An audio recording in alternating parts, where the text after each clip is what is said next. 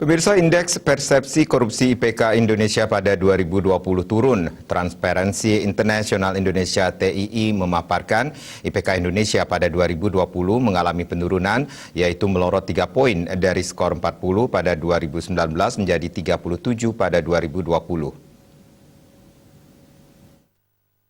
Sebelumnya oleh Menteri Koordinator Politik Hukum dan Keamanan Menko Polhukam Mahfud MD. Penurunan IPK menyebabkan peringkat Indonesia di antara negara-negara juga ikut turun, yaitu berada di peringkat 102 dibanding pada 2019 yang ada di peringkat 85 dari 180 negara yang disurvei. Skor dan peringkat Indonesia sama seperti salah satu negara di benua Afrika, Gambia. Kontroversi lahirnya Undang-Undang KPK yang secara umum dianggap sebagai sebuah produk hukum yang akan melemahkan pemberantasan korupsi bisa menimbulkan persepsi. Hal itu tergantung sudut pandang.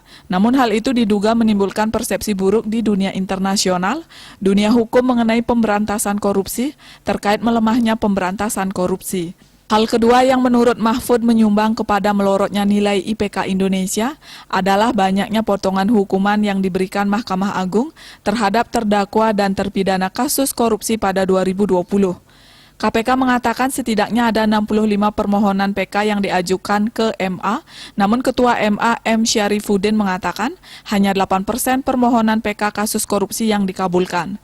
Namun ini memang hanya persepsi sesuai namanya Corruption Perception Index. Bali Post melaporkan.